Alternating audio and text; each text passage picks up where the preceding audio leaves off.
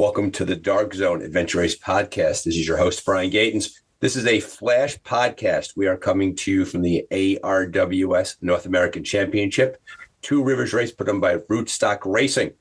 For tonight's flash podcast, we are joined by our woman on the ground, Mary Foster. You may know her from the US ARA Nationals and her adventure fan. She is currently at Crystal Lake. Alyssa Godesky is joining us from her home in Vermont. Is going to go deep. She's been following the trackers on and off during the day, much like me. And we have our man in Toronto, Wayne Leek. Wayne is the linchpin here. He's had his nose in the trackers the most. So we will do our best to break it all down and figure it out. As you all know, when it is a flash podcast, it is a bit raw. It's a bit quick. It's a bit guerrilla. So we will do the best we can with what we have. And we thank you for being here. At this stage of the race, the racers have been out there. We're now it's darkness. According to Mary, it is 43 degrees out in Crystal Lake. So darkness has fallen. It is 9:08 p.m. Eastern Standard Time. It's cold. It's dark. It's dry. Hence no paddle. The race is ongoing. Wayne, walk us through what you're seeing so far. I can't keep up. It has been quite a fast day. I think, as you say, Brian, it's dry there. I think reasonable weather. It was a sunny day, although maybe a little cool. Kind of perfect adventure racing weather. So I think the opening trek racers went, and the combination of being dry and being nice, I think race organizers Brent and Abby were surprised by the front of the race and the pace that all of these teams took off on the initial trek. The initial trek, they went from World's End State Park up around the Loyal Sock Trail area, and emerged pretty quickly that the front of the race was Wadali, recent USARA champion Wadali, Team Pentathlon de Neige, which is a Canadian team, and Team Canada Adventure, which my bias is showing because I was their TAC at Eco Challenge in Fiji. Haven't really been active as a team, but they're kind of coming back now, and this was kind of the first big race this team has done in a while. Three quarters of the team from the Eco Challenge Fiji team. Pretty good course there. It was a teams hiked and caught a couple of checkpoints getting up onto a plateau area, and then there was a variety of checkpoints and optional checkpoints kind of heading out to the east and then around the top of this area, and then finally coming back down to TA where they would pick up their bikes. Not a whole lot of real route choice, but there was a couple places where teams could choose to carry on the main trails or try and cut some of them off. Actually, Canada Adventure, going from A4 to A7, took a more direct route kind of on the southern ways, as opposed to looping up a little bit further north, which Wadali and some of the other lead teams did. And then as they went back up north, Brent's original projected path had people kind of following the trail up around to the northeast and then back. A lot of teams kind of cut west and then cut up. So a little bit of decisions there that might have gained a few minutes here and there from different nav decisions. And the way this race is shaking out the rest of the way, it actually those few minutes are going to count. It was a pretty exciting first trek. Canada Adventure and Wadali and Pentathlon de Neige, I think, were the first three teams back off of that trek to TA1. And all of a sudden, to your point, we're 11 hours into the race, and already we're seeing teams are getting into that final trek. 30-hour race. There's a lot of racers behind them, but definitely the speed of the course is not surprising. As the folks who listened earlier know, that they had to cancel, they had to pull the paddle out. Paddle always, if you cycle or you paddle, you're going to cycle a lot faster. Mary, I want to kick it over to you a little bit. You've been sitting at Crystal Lake for a good chunk of the day. Walk us through your experience so far, the teams you've seen, what you've experienced there. How's everybody looking out there? Yeah, so we got to Crystal Lake about 1:30 this afternoon. Day's been pretty good. It's been really windy, dry, like you mentioned earlier. Really windy, cloudy. Teams have been coming in. I mean, everybody's in good spirits as usual. Teams are coming in here, and then they're going out to do a short bike-o. I believe it's 5 to 7-ish miles for the whole bike-o. Rules changed a little bit when they got here, so we had to go over some map changes for the BICO. Kind of decided to make only 3 points mandatory and then the rest were optional to stay full course. And then kind of made some new out of bound areas based on what the landowners were going to let us do here. So, teams got here, had to make some quick decisions, knowing that they've also got a really long bike leg ahead of them after this. We had one team drop here. They're fine. 2 teams drop here? Yeah.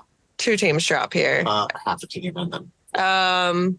Everybody's fine. No injuries or anything. Just kind of some. It was a bit more coarse than they expected. Yeah, it's been a little bit of a long day for some teams. You're definitely, when they're coming back from the BICO course, you're seeing, you're starting to see the 12-hour tiredness. Right, because we're now 13 hours into the race. Right, and so we're seeing that now. So we're 13 hours in. Yeah. And what's interesting is having that trek in the beginning and then getting on the bike. It's a long bike section. Brent, when he did the introduction, mentioned that with the removal of the paddle, this is now a 70-mile bike section, right, including that orienteering part in there. Wayne, before I go to Alyssa, did you want to add something? Yeah. So again, in my role as ARWS race referee, it was good to see. And again, it's great to see Abby and Brent running an event like this, who've got great experience at putting on good, fair events. They actually shared on social media a picture of the revised instructions that as teams arrived into Mary's TA there, they had to review these things and they all had to sign off as acknowledging that these are the changes that have been made, which is the right way to handle those changes. Yeah, we saw that very often, and that's a common practice. Thanks for bringing that out, Wayne. I know your experience as a referee is coming out there. For the folks who are newer to adventure racing, what you're going to find is it's not uncommon during the course of a race for race directors to make on-the-fly changes. Checkpoints are eliminated, some go mandatory, some go optional. And the standard practice is you read it, you sign off on it, and then the world moves on there. Alyssa, bring it over to you. I know you've had your nose in the trackers on maybe toward the later half of the day. What have you seen as you've watched the race today? Yeah, Brian, I think it's exciting. I think it's really exciting for North American adventure racing. It's fast. I think people are showing that, they're not messing around. There's good high stakes here with the ARWS World's entry on the line. For the for the US teams, I think Nationals entry also was on the line. And so I think people came to get after it, right? They're fit from USARA Nationals a month ago too. And I think people are ready to really start kind of laying fitness on the line in these types of events. And I think it's showing, right? It's going to be, we say 13 hours into the race on the race clock right now, but the sun went down, 2-3 hours ago. So I like to think that's really a turning point for a lot of teams, a lot of racers, right? People can kind of hold their own when the sun's out, and fitness will survive for 10 hours or so, but we'll get to see what kind of fitness people still have, and mental fitness, honestly, when it gets dark, willing to push, and still seeing 2 other teams potentially. We don't know. I don't know. I think they were within 10 minutes at TA, so it's hard to say if they had actual eyes on each other to know how close each other is, but that's where, and you have an estimated 8 to 12 hour hard trek ahead of you, and so that's where fitness is going to prevail. Good nutrition is going to prevail. The mental toughness is going to prevail to keep on your strategy and stay tough as a team. So I think it's really exciting to see. I think, the top handful of teams have a lot of athletes who are, I think full-time athletes in one way or another, whether it's lifestyle or an actual profession. So, it's good to see some of the next tier of teams giving them a good run for it, right? I mean, we're seeing a lot of talent out there in the field, and I think it's really cool to see people who are in the mix right now. So what I want to do here is I want to talk a bit about the point end of the race, the teams that are fighting for that world spot, the teams that are fighting for the championship spot. What I would like for the 3 of you to do as I go through this, I'm looking at right now, I'm over here on the tracker. I'm looking at the MIG Premier Division, and I'm working off of what has been showed up here. Now, thank you to Mark Harris, Adventure Enablers. We all know that with the tracking, with enabled tracking, we all know that everything is tentative pending upon cell service, things like that. So this is with a grain of salt. But I want to go through what I'm seeing on the tracker right now, and then obviously let's correct me and let's walk me back towards it. So I'm currently showing Team Canada Adventures having 31 total points. 31 points is what they're showing here, and has them being in the front. So they're at 31. Team Canada, Team Pentathlon is at 31. Ben Racing for Our Fuel is at 30. Rev 3's at 30. Jimara Vert's at 30. Tansy Navigation's at 30. Rootstock's at 30. I see Wayne shaking his head. I'm glad he's shaking his head. So Wayne, walk me through what you're seeing there in terms of where the race currently is. Actually, I had sent a message to Rootstock about the things, because I know this happens, that perhaps something happened with the geofence earlier on in the race, right, where a team got a credit or a point for a checkpoint that isn't necessarily there. So they're going through the process of, because they're getting the passports from teams that actually show the punches, and they're just cross-referencing back to the punches. So I'm not putting a whole lot of stake necessarily in that listing, because based on what I've seen, it's Canada Adventure, Pentathlon de Neige, and Wadali, right, have been the three top teams. And based on the Facebook post from Rootstock, that those are the top three teams that were within 10 minutes of each other at that final TA. And I think Bend Racing probably would be the next team, because they weren't too far behind. Gotcha. And so therefore they're going into those teams are heading into that final trek, gnarly up high. The trackers should be coming back up online. We're half expecting them to start showing again. I do know that we did see before that Wadali did pop back up on the tracker a little while ago. We noticed that when they climb up off that valley and up on that ridge, you do begin to see the tracker again. So Wayne, based on that, we're seeing those three teams right now. We're seeing them 10 minutes apart. Where do you think they're sitting here right now? Talk to me about where they are physically and mentally. How fit are these teams going in? You know them pretty well. Again, my bias is showing. I work with Bob on Wilderness Traverse, so Canada Adventure, and Bob and Scott. And for those of you who don't know, Ryan Atkins is a world champion obstacle course racer, and I always say I think he's the fittest man on the planet, and I don't say that jokingly. Fun fact about Ryan Atkins: he is the only human faster than me to do the Adirondack 46. So I'll give him credit where credit is due, for sure. That came out this afternoon when Alyssa and I were talking about this. I insisted that she share that tonight. As soon as his name was said, she was told to say that out loud. But I think him and his wife Lindsay just had a baby, so I was like, I don't know, like maybe he's a little, like who knows? You don't know how that'll go for him. So could be a little tired out there. We've kind of joked about whether that's going to impact their training and things like that, but I wouldn't put past either of them to have a super baby and continue at a high level. So again, my word about Ryan is at the end of 6 days of Eco Challenge Fiji, I joke, I said, if we stood there and said, hey, Ryan, you got to turn around and race back to the start, go all the way back, I think he would have gone, oh, okay, yeah, let's go. I'll go get my gear. I'll go get my gear. Away I go. So anyway, so I think I suspect, again, Bob Miller has years of experience in navigation things. I know he doesn't have the training base that he would want to be at a high level, but his slob training base is so much higher than a lot of people's. Exactly. So. Yeah. His quote unquote unfit is fit than probably 99% of the world right there. Yes. How do you think they're dealing with, Mary? I want to comment on this. So many teams are coming in here and they're racing in Pennsylvania. You've raced across the Pennsylvania Wild. You've done Endless Mountain. How are teams? What teams have jumped out at you as working well with the terrain? Honestly, Brian, I think I'm happily surprised. I think all the teams are working well with the terrain. That first trek wasn't an easy one. There were really good strategic decisions made by a lot of teams to cut some of those further out ones. No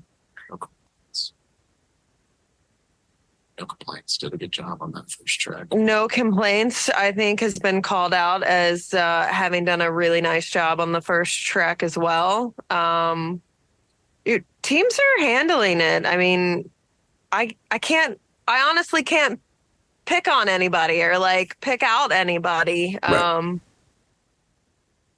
They're all doing good, Brian. So clearly, I mean, as it was talked about in the pre-race briefing, and I see that Brent and Abby are coming on to the call now, so we'll throw it to them in a second. But you're right, the teams that are out here, they've raced in this area before, they know what to expect, and they were well prepared for the kind of terrain that they were going to come across. So you're right about that the teams are passing through are doing well. You did share some teams having a hard time with the bit too much course for them, but they're hanging in there. Logging in now from TA5 / the finish, which is in Ralston at a lumberyard. We have our race directors, Abby Perkiss and Brent Freedland, using a Starlink. Let's hope it holds up. Race directors, welcome to the podcast. How's it going there? It's going pretty well. Sorry we missed. We missed what you've talked about. So if we repeat anything, just tell us to stop. We're on Starlink. Don't know how the connection's going to hold up, but we'll see. It's holding up well so far. So one thing we were talking about here is that we were noticing, it's the trackers catching up to the geofencing, catching up to the who's where, the state of the race, who's doing what. It's hard for us from our perspective at a distance to get a sense of what's going on. What are you seeing on the ground there in terms of the teams that are on that final trek now? Who's in the lead? What's coming? What are you seeing there?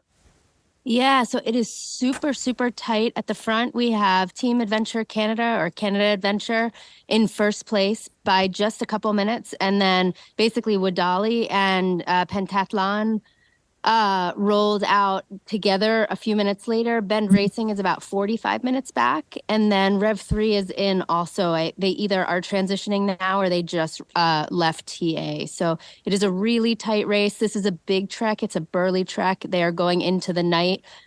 So really, anything can happen in these woods. But it has been consistently really exciting to race to watch at the top.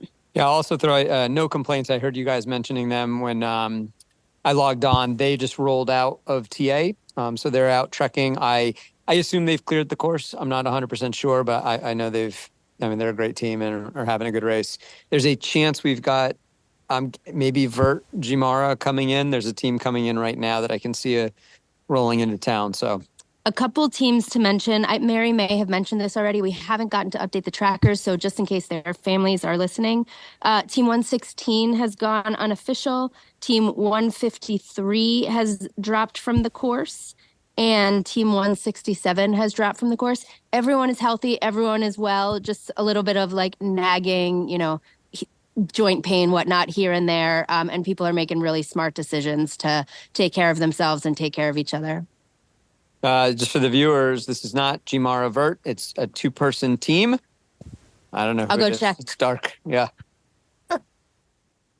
Brent, you're about 13 and a half hours into the race now. Is it unfolding as you thought it was going to unfold? Yes and no. As everyone knows, with the course modifications, things change, and obviously, the teams just Adventure Source Racing.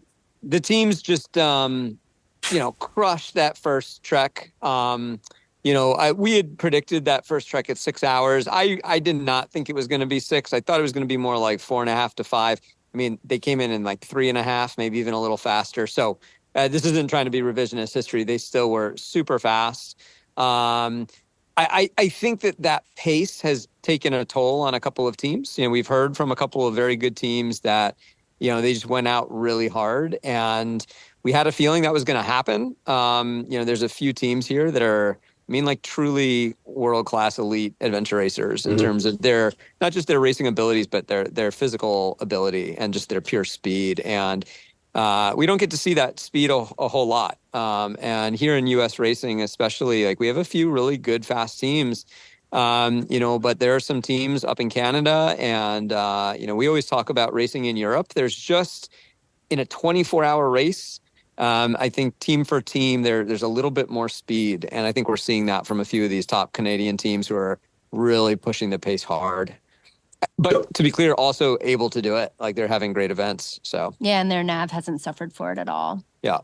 So Alyssa, I want to ask you a question right now with the speed of the race, the way it's unfolded so far and how it's gone so quickly.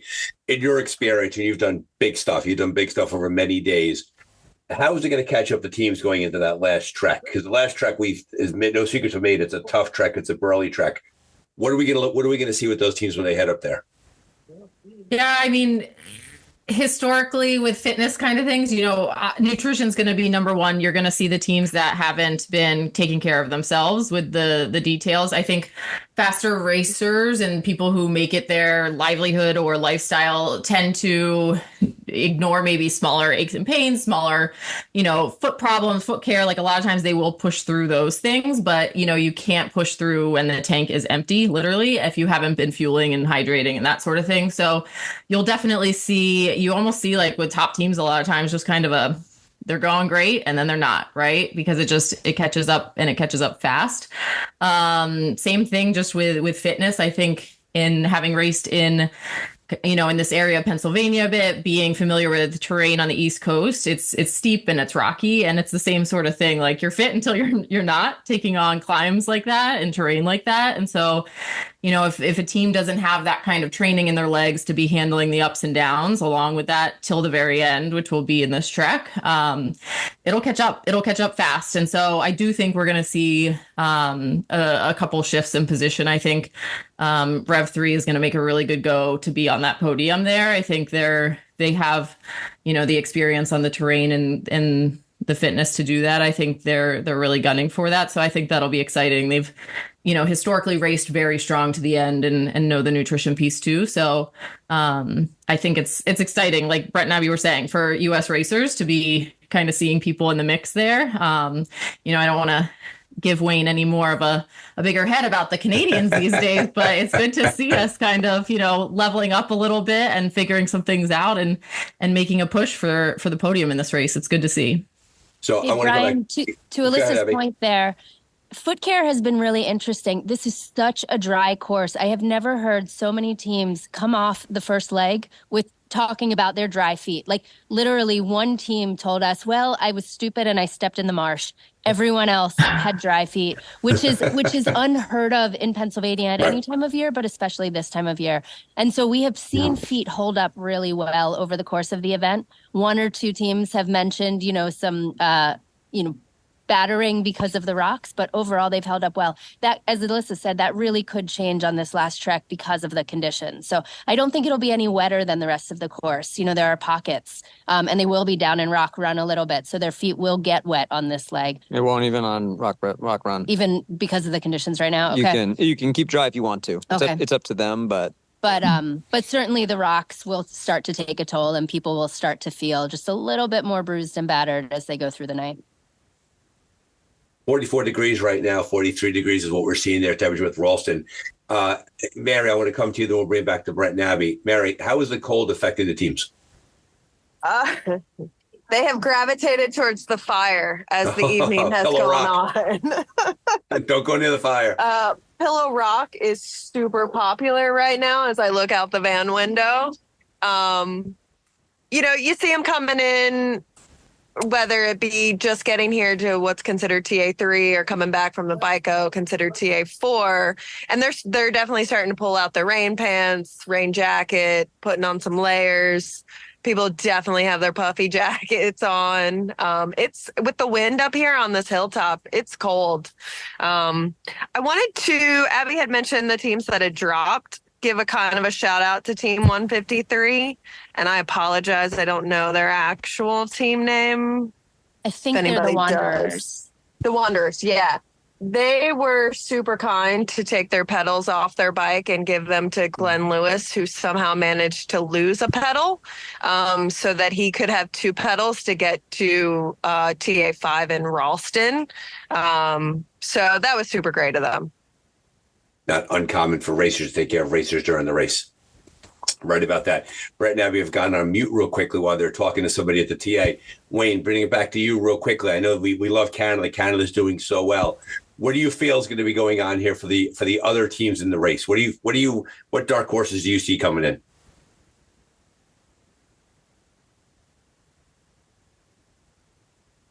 You're on mute.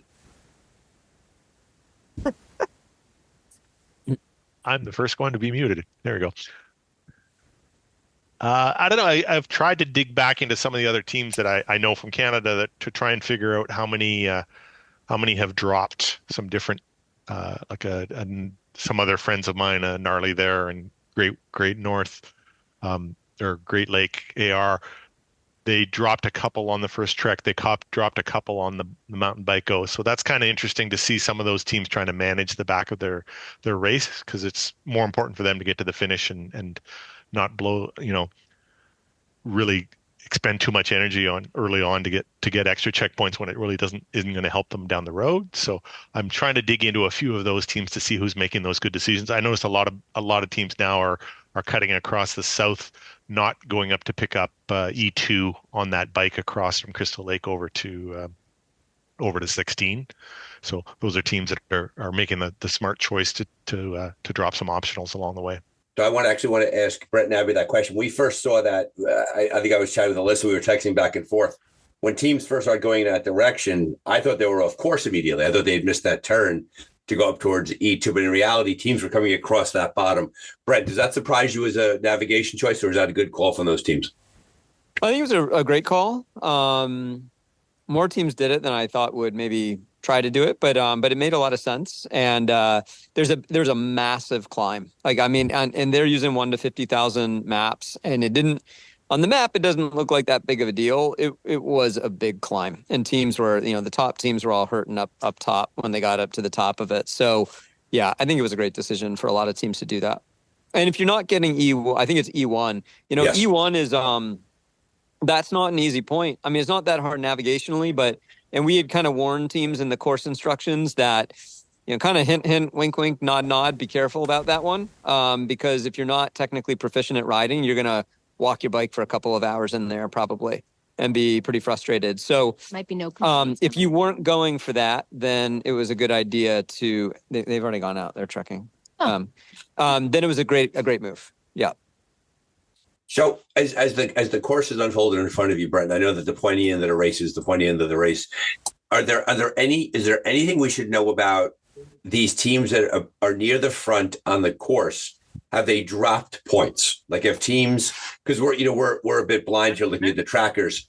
Have all the teams at the front, are they clearing the course so far? Are we firm on that? Oh yeah, absolutely. Let's say that's a relatively confident confirmation without having seen all the scored passports. But yeah, from everything we know, there's a lot of teams that have cleared the course. I think as of the passport swap at the end of stage B, I think we had at least 20, 25 teams, someone told me, that had cleared up till that point.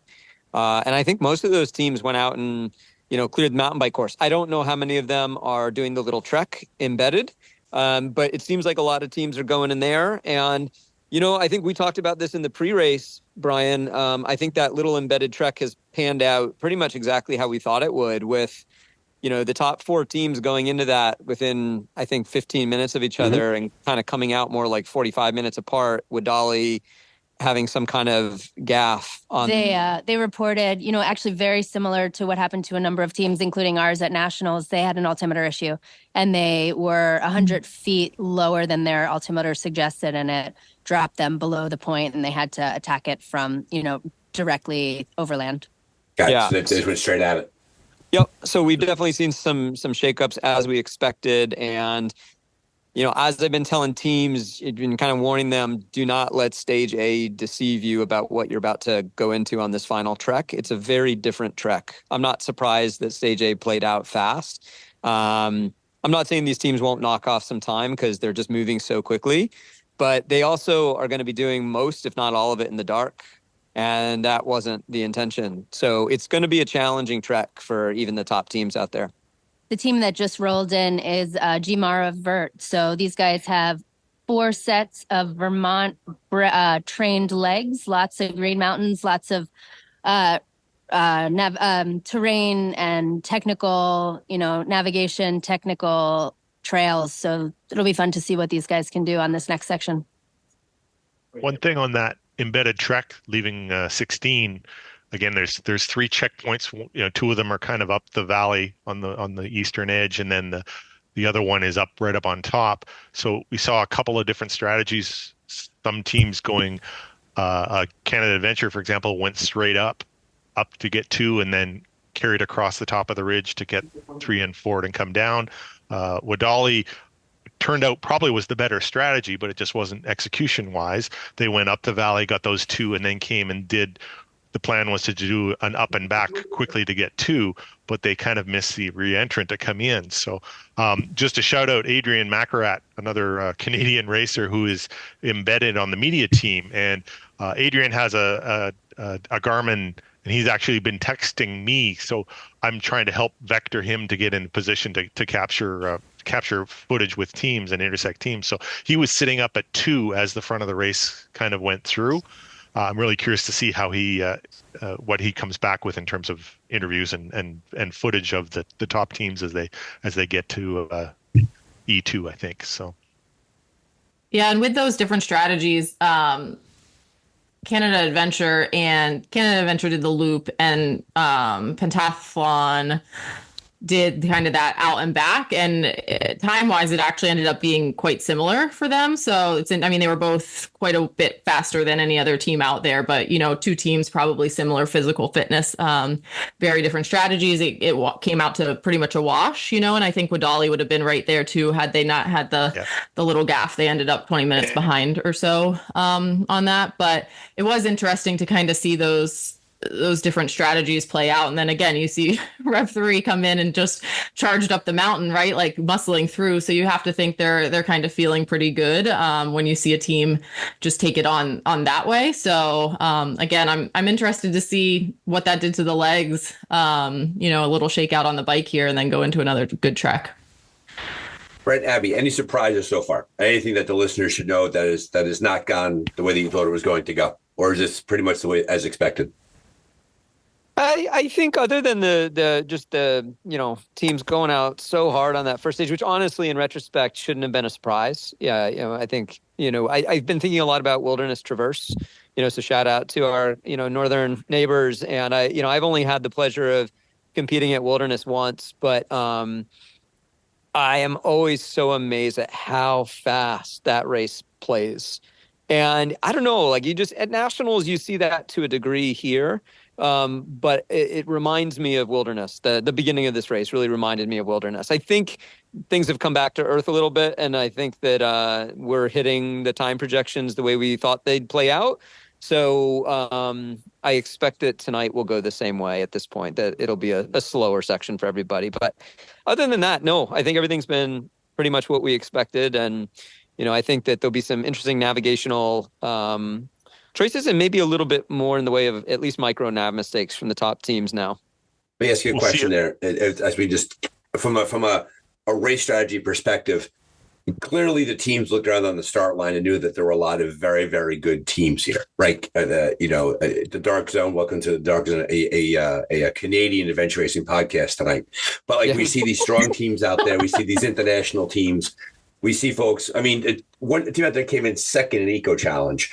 Yeah. That speed was probably, they said, holy cow, there's a lot of fast people around us. We better hit this thing really, really hard. We got to go full gas in the beginning. Hence, you're seeing your 3 hours. My gut tells me that they're going to pay the bill at some point. And the bill pay might be coming in this part. Or are they just so good they're just going to keep rolling that strong? Yeah, I don't know. Like I mean, having raced against a lot of these teams and these racers, in different configurations, I just don't know that that's what's going to happen here. There's just the top 5-6 teams are really, really, really quality athletes, and they know what they're doing. I think a couple of them are hurting, but in a way, this last stage might actually, in a way, play to all of their advantage too, because it will force them to slow down a little bit. So it's going to be, I think, a little bit more about efficiency and route choice and really nailing the micro nav. There's a couple points out there that, especially in the dark, could be really hard. And as I said, I think the first stage, you could use trails, roads, and kind of like old abandoned road beds for, probably 70 to 80% of the stage. This is the inverse. I think you might be able to use some kind of trails for about 20 to 30% of it. So it's going to be a totally different stage. listening to a number of these top teams and some of the, 5 to 10 teams also, 5th place to 10th place teams, they were strategizing before the race, and many of them were saying, like, we're going to gun, we're going to get out hard, and we're going to just try to hold. And when the entire top, 10 of the field is trying to do that, like, it's a gamble, but it's also something many of them have done before. And a couple of the teams in that 5 to 10, they came into TA1 saying, we tried to do that, and we actually outpaced ourselves and outpaced our navigation, and our nav got a little bit sloppy. So They were able to hold physically, but, they suffered a little bit in terms of the cleanliness of their race. So I think all of these teams had the same strategy going in, and it's just who can execute the best. So Wayne, I have a question for Mary, Wayne, but I think did you want to say something before? No, go ahead. Okay. So, Mary, you and I, we spent a good chunk of our time at Nationals watching teams as they were in the different TAs, and we talked to a lot of people. What do you think it's going to be like for teams when they go into TA5/finish, knowing that they have to pass through the finish to go out on that really gnarly trek? How's that going to feel for those teams? Yeah. They're going to be making some decisions at that point, right? Some of them, it's going to be still dark, maybe sun up. They're going to be on their bikes for roughly 70 miles at that point. So hours and hours at that point, and their car is right there.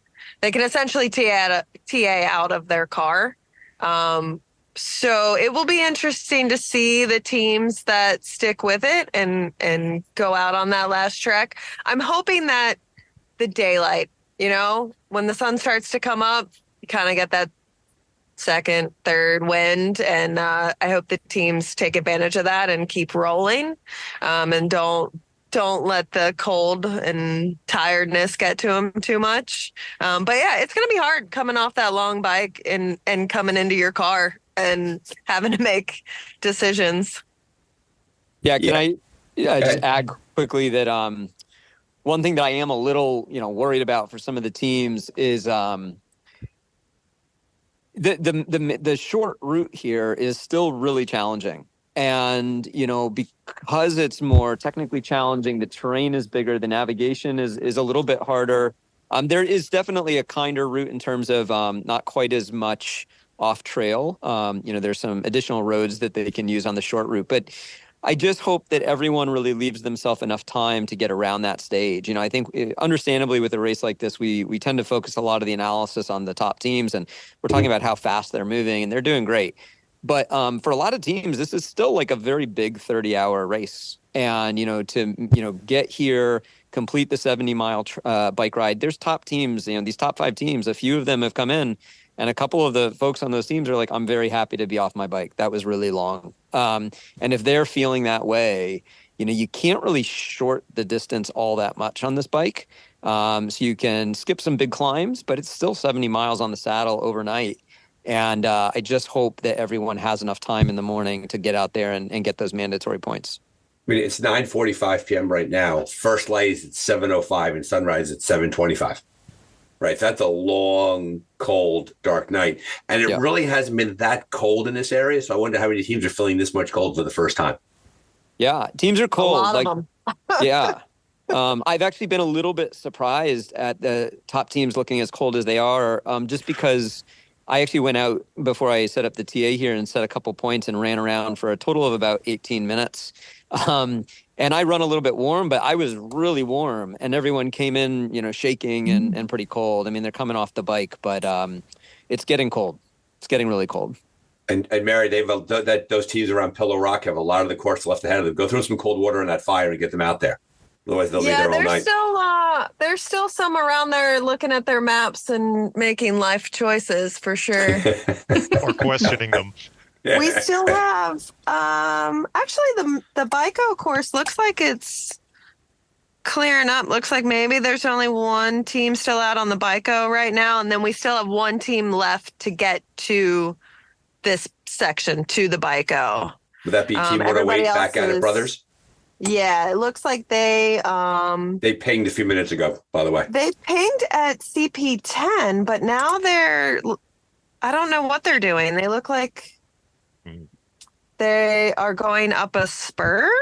They're focused on getting the full 30 hours of all their money's worth out of it. definitely getting the 4:30 hours. But yeah, kind of to Brent's point, listening to teams make decisions here because they're about to do another roughly 30, I think it was 38 to 40 miles on bike from here to TA5. Teams were definitely making decisions about, not stopping to do the embedded trek, focusing on getting to TA5, knowing that they still had that very large last trek to get to. So, yeah, teams are making smart decisions.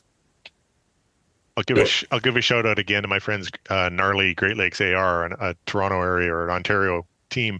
Again, they dropped a couple on the trek. They dropped a couple on the mountain bike and they've bypassed the embedded trek after 16. And again, they're focused on their bigger prize. They want a full court, they want a full finish, and they're managing their race to get there. One of the other things that's going on there that's not going to be apparent from tracking, we put this in the course book, so teams were aware of it. But, you read a lot, you distill a lot of information. There is no water at that embedded foot loop at Jacoby Falls. And so we told teams to make sure they were coming in there with water. And some of the teams got there and realized that they didn't have as much as they needed in order to get through that section. And as Alyssa was talking about earlier, right, stay healthy, stay fueled for the rest of the race. And so they decided, because of water management, hydration management, to shorten that trek and continue on. So that was something a number of teams mentioned in their calculus as well. Got it. Yeah. So a lot of decisions. It's fascinating to see all the different permutations of choice and route and nutrition and where do they go for, where do they not go for, knowing they have a cold night ahead of them, knowing they have a lot of course ahead of them. And we all know from any races that are in this section of the country, these are big, physical, burly races, and teams really earn their finishes. I do want to work on towards bringing this to a close because I want to get this out into the world. I'm just going to go down from the top of my screen towards the bottom and give everybody any last thoughts and any last analysis before we release this out into the world. Wayne, you're at the top of my screen, so I'll start with you. Anything you want to share as a closing thought? I have serious FOMO for not being there to help with the event on the ground, but there are I've been dot watching adventure racing for a lot of years, and there are certain races that, the front team is out and long gone kind of thing. But this is exciting. And right now, all those dots on that final trek are sitting in TA5, even though we know the teams are out there because the GPS has kind of gone dark on us. It's pretty exciting to follow a really good race like this. So it should be fun to watch through the night. I should point out to the listeners that Wayne sounds like $1 million. He is currently nursing a broken clavicle. But how many days old is it now, Wayne? That was last Saturday. So he's 6 days into a broken clavicle, which has him at home and not at the race course as the ref. So, Wayne, thank you for coming on and thank you for nursing that clavicle and for bringing your analysis. And best of luck to your Canadian fellow countrymen. Alyssa, to you next. Thoughts on the way out? Yeah, I mean, this is definitely going to be a race where I'm sleeping lightly and refreshing throughout the night just to kind of see those updates. Like I said, I do think the race between Canada Adventure and Pentathlon for that number one spot is going to be super interesting, but I can't wait to see who sneaks into that third spot. I mean, there's such good teams that are always in the corners, in the shadows, waiting to pounce if the door is open. So I could see a number of different scenarios play out where a Strong Machine, a Rootstock, right, a TNZ somehow nails the nav, right, stays steady and somehow, breaks up there. So I think a lot of things still can happen in this last trek. I'm excited to kind of see how that all shakes out. Yeah, I think you're spot on to echo what you're saying, what Wayne is saying. It's nice to going into a race where someone is not, hours and hours down the road by themselves and it's their race to lose, but it's a full gas speed at the front. Mary, bring it over to you. Yeah, it's kind of a shame that, a lot of the most, I shouldn't say a lot of the most exciting dot watch, but, we're getting into kind of a crux of the race now, right? Where a lot of these top teams are battling it out on this last section. And a lot of you at home are about to go to bed. Well, the rest of us are going to be refreshing dots, but it's been a great course. It's been great watching the racers battle it out and listening to them coming into the TAs, and everybody's having a super great time. And, I'm going to be refreshing my dot just like everybody else to see what happens. Brent, Abby, close it up here. Now, I stayed away from picking the winner. I don't want to put anybody on the spot to make those guesses here. A lot of course left personally. I mean, with all due respect to our friend Wayne, I'm going to get right behind Team Canada Adventure. I know that he's rooting for them right now. Wadali coming off a big win, connected to a lot of other teams out there. Tough to pick the winner. I'm not asking you to do that, Brent Abbey, unless you want to, unless you're desperate to. I know that you never want to pick teams. They're all your children today. You don't want to pick your favorite. But closing thoughts on the way out. What do you think? Well, I don't know how everyone feels. I'm a big sports fan, and I mean any big event you watch, whether it's NBA, MLB, NFL, I mean Adventure racing. that's what they do. Then they make their picks, and you're allowed to beg off if you want to. But I think it's kind of a fun part of sport, and I think it's good natured. So I don't know. Is everybody willing to? I mean, I'm willing to do it with a lot of love for all the teams and a statement that I think there's 6 teams that are in a position who actually probably have a legitimate chance to win it. And maybe a couple more that if like everyone ahead falls apart, it's possible. But I think there's 6 legitimate contenders. I would agree with that. So therefore, 6 contenders. Go ahead, Brent. You can lead us off. Yeah. So, okay. Yeah. So, I mean, I'll do it. I mean, I've been high on Canada Adventure since they signed up. I mean, they're an outstanding team. You know, we said this earlier. They were second place at Eco Challenge. They are absolutely world class. They have absolutely elite navigation, as do a few other teams. I mean, I think that Wadali is gunning. You know, they fell behind on that little trek. I'm not sure. I haven't looked at the timestamps, but it feels like they made up some time just getting here. And you know, they know this kind of terrain pretty well. Brian Mayer especially does. So I'm not counting them out, but I think I'd go with Canada. Okay. Abby, what do you want to say?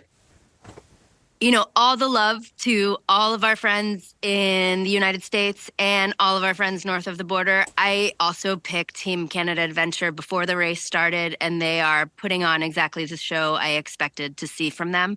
I agree with Brent. Wadali is still right there in the mix. Pentathlon is not necessarily a team that I was as focused on. They signed up a little bit later and just added Stephanie, I think this past week. So they were not initially in the premier division.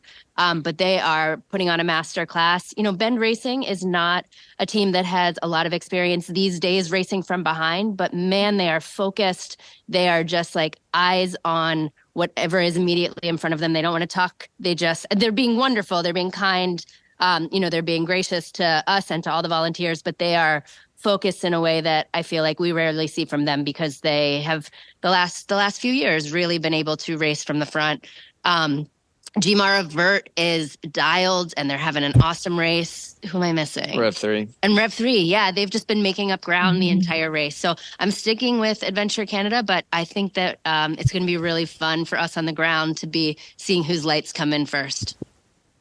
I just have one more thing, and if anyone else wants to jump in, but for people that haven't watched these races, these nighttime treks in our races, though, again, this one wasn't intended to be purely overnight, it is not uncommon to see a top team lose an hour, hour and a half, 2 hours. It just isn't. And so, like, I picked Canada for the sake of picking, but any of those 6 teams, I mean, they're all within an hour-ish of each other, so anything is definitely possible. Wayne, who are you picking? Well, it's funny, Brent and Abby. Well, yes. So a couple weeks ago, Wilderness Traverse, actually Stephanie Bishop, who is on Pentathlon, was on Raid Pulse, and they were leading our race. And it was a final bike and a bike trek. There are 3 checkpoints. And again, in the dark, a top strong team, and they got turned around. And again, Alex Provo's, leading Bend Racing, has been in a lot of high-level racing, and not many things, I think, surprise him because he races at such a professional high level. He was absolutely shocked when they crossed, and we told them that they were first place, and it was a great moment. But it just goes to show that this is why they play the games, right? It's things. Again, I'm leading with my heart here, and I think Canada Adventure is going to be strong enough. They've got the tools to get it done. So here's hoping. I reserved the last pick. Alyssa, you want to make a pick? I mean, I feel like just for different sake, I should be picking someone other than Team Canada. But like we said before, they're all just really good athletes. They know what they're doing out there. If you watch Eco Challenge, if you know any of them, like I know Ryan a little bit, and just attitude wise, right? It's like they have a good package to put it together in terms of being positive and that sort of thing. But I will say dark horse to make a run into the top 3, I would pick Rev 3 to do that. So I don't want to necessarily say between Canada, Pentathlon, Wadali, and Bend who's not going to be kind of on the top 3, but I think Rev 3 can sneak in there still, and I think I won't be surprised if I wake up and see that. So, Mary, I know that you and Greg are sitting there together. You want to make a guess? So, yeah, actually, we're sitting here nodding as Alyssa was talking. I also am kind of gunning for Rev 3 to hopefully kind of sneak up there through the night. I'm not as, I've been racing a long time, but I honestly am not as super familiar with the international teams as the rest of the guys these guys on the call right now. So I can't really speak for any of the Canadians. Obviously, I follow Wadali and Bend, who are doing great, and I hope they do well. But yeah, I'm hoping Rev 3 sneaks in there. What I will reserve there is I do agree that the battle for the front with Team Canada and Wadali is right up there, and I think we're all spot on there. From a podium perspective, I'm going for Jemar Revert to get on that podium. There's a lot of experience there, a lot of strength there. There's a lot of, as Abby pointed out, a lot of Vermont legs there. I think this will plead for this. So I see Jemar Revert getting on that podium. What I'm really hoping and praying for are those trackers, when they get up high, come alive, and when those trackers begin to ping at us overnight, when we refresh through the course of the night, we'll see how they do. Otherwise, it's a sleepless night texting Brian Gatens, which is also exciting, but not as fulfilling. Well, put us on that text chain too, because we have the Starlink set up, so we are plugged in now. I do think we will see some pinging. I think once they get up on the plateau, and I think Canada pinged 20 minutes or so ago. Yeah, both Wadali and Canada Adventure pinged just going up by 18, and then they bopped back to the TA. They're done. Oh, okay. Yep. Okay. So yeah, I think they'll pick up a little bit, but there's a couple more stretches where they will definitely crap out. I know that I'm the one that said let's make picks, and I made my pick, and I'm sticking with my pick. But there's no editing in this episode, Brent. What you're saying is going right out to the world. Yeah, but I do want to just say a final plug. I think we all might be sleeping a little bit also on the U.S. national champion. Wadali. They look really good. Yeah. And they had a mistake. Yeah. They had a bobble. I think if they had nailed that point, I think they would have come off that trek in first place.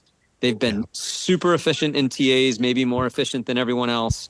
And, while I would tip my hat to Bob Miller as maybe the best navigator in North America, the combination I've been racing against, Justin and Brian individually, and since they've teamed up the last few years, they just are so hard to out-navigate. Well, and the addition of Marco on that team just adds a level of physicality that is not, all 3 of Mary, Justin, and Brian have that physicality already, but adding Marco it can't help but strengthen the team. Yeah, and I'm not sure unfortunately we missed out times, but I think Wadali had the best TA here at TA5, and they got out and started chasing hard right away. So keep your eyes on Wadali, for sure.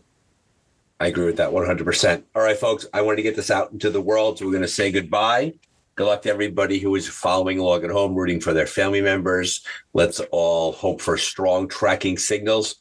Wayne, Alyssa, Mary, Greg, Brent, and Alyssa, thank you for Brent and Abby. Thank you for being here on the show. We appreciate it. This is going out into the world in a few minutes. Have a good night, everybody. Thanks, Brian. Thanks, Brian. Yeah. Bye, Brian.